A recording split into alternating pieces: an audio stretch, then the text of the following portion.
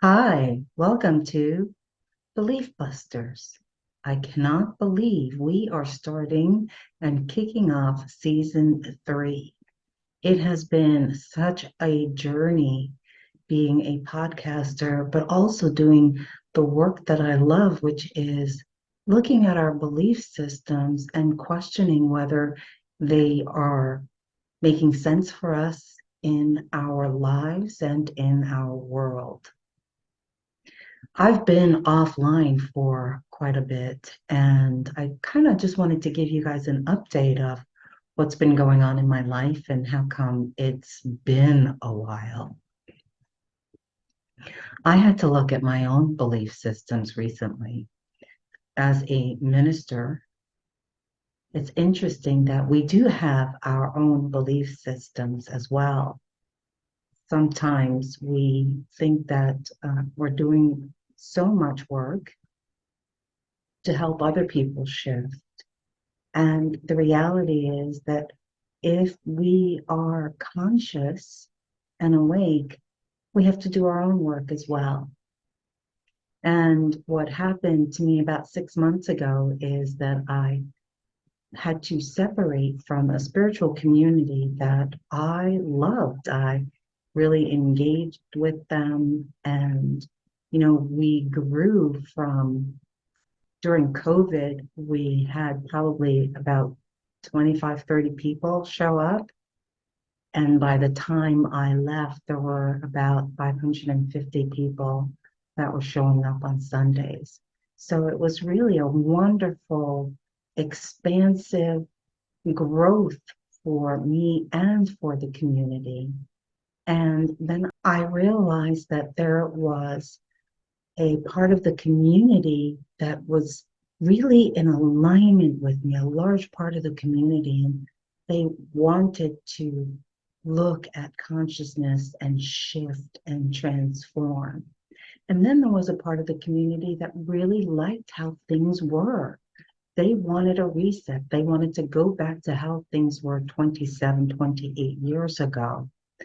And for those of you who know me, you know that's not something that I'm going to be in alignment with.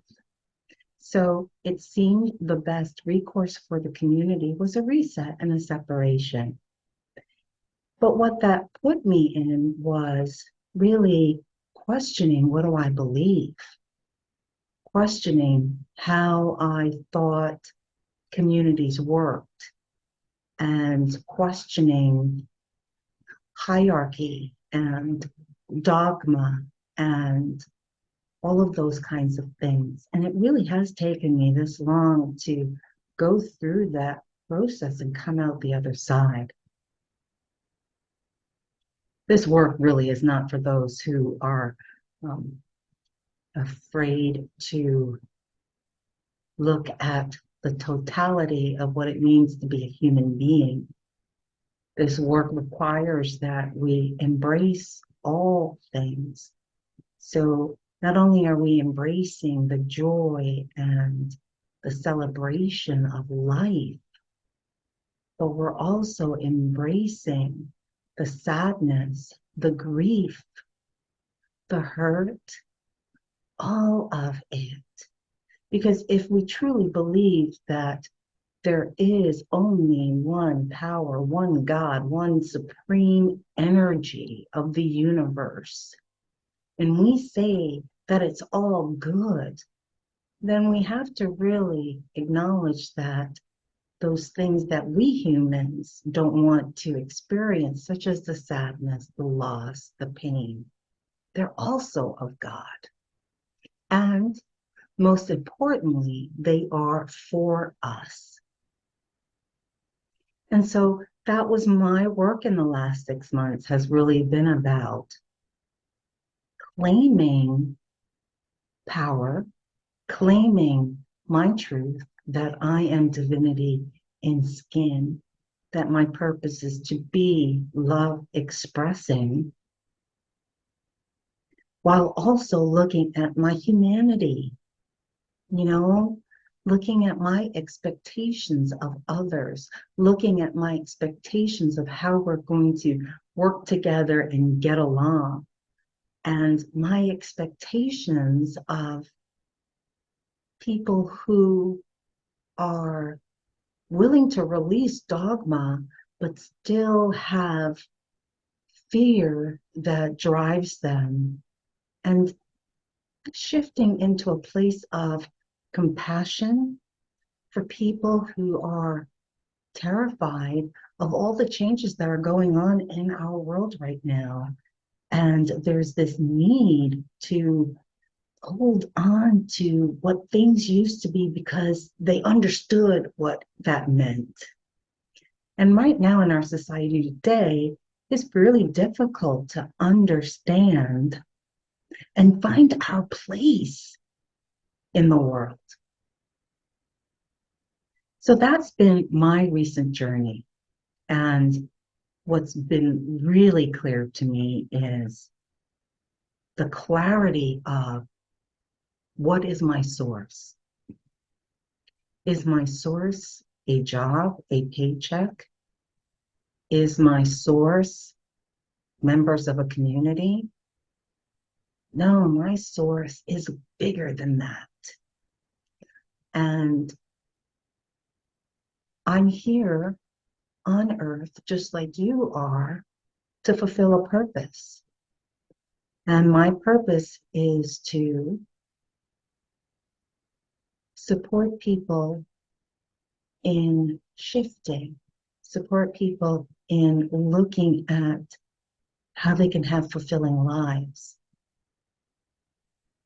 And a lot of that work is about releasing the programming that we received as children from our families who really wanted us to succeed in this society, from our school systems, from work, from all of those types of environments, even religious environments that told us how we had to be a part of society, to be sustainable, and to contribute to that society.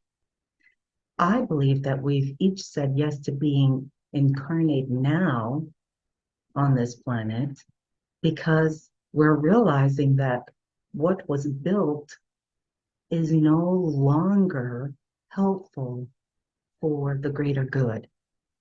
And now we've got to create something else. And so I think that we are part of those folks who are going to build something magnificent in which every person is seen, valued, loved, appreciated.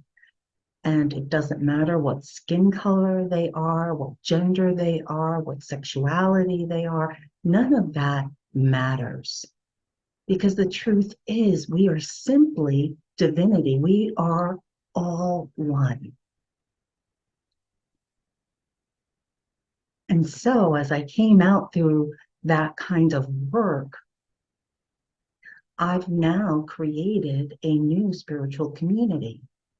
And it's called Celebration of Spirit. And it is a new thought community. And it's not a particular new thought. So it's something new, in which we are looking at our levels of consciousness.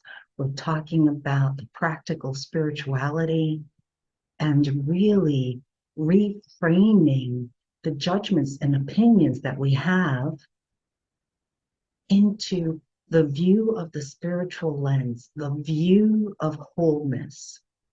And I am super excited about that. So I think that we are going to have an amazing season and lots of new ideas and conversations to come. And I hope that you will participate with me.